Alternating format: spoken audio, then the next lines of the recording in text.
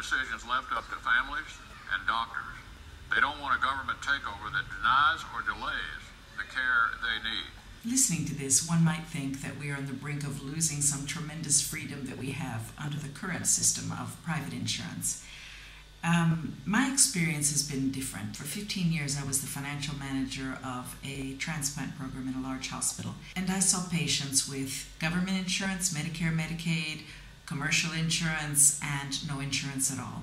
So I wanted to share some of these experiences with you because I think it's fundamental to know where we are in order to know where we need to go. Charles Edwards left his law office one evening and was attacked by an armed robber who shot him and left him to die. He was rushed to the hospital and he was saved by multiple blood transfusions and the skill of the doctors there. But that was only the start of his troubles. 1 pint of that blood had the deadly virus hepatitis C, and it ate away at his liver to the point that his doctor felt there was no alternative but a liver transplant. He had insurance through an HMO, and it was the kind of HMO that actually the doctors work for the HMO directly. The insurance company said no because they said the policy had a 1-year waiting period for transplants. Now, legally, HMOs cannot have a pre-existing waiting period, but they had gotten around this by saying it was a transplant waiting period and not a pre-existing waiting period. So time passed, and the family found themselves in a surreal game of beat the clock. Could he survive until he had insurance benefit? In time, he was, of course, admitted again to the hospital for complications from his liver failure, and this time the family went around the HMO and contacted our hospital directly, and that's when I got involved. I contacted the insurance company and expressed my surprise that they were denying a patient's care under an HMO policy.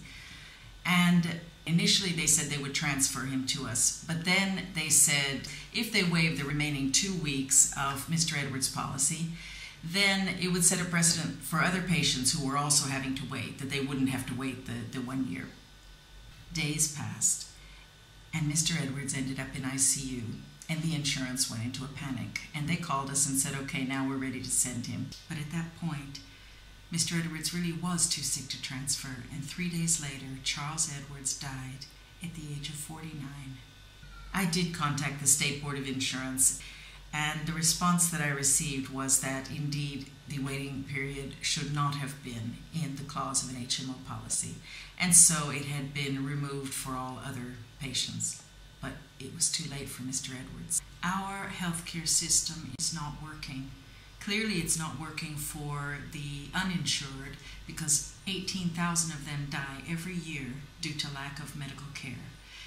It's also not working for the insured, like Mr. Edwards, who, though he paid his premiums and was covered by his employee's insurance, was illegally and inappropriately denied a life-saving liver transplant. Americans know we need health care reform. In fact, a just published poll by CBS News shows that 72% of Americans support a public option. So don't insult our intelligence with irrelevant arguments against a public plan. In the memory of Mr. Edwards and all of those like him who died because of our current system, let's fix healthcare, and let's fix it now.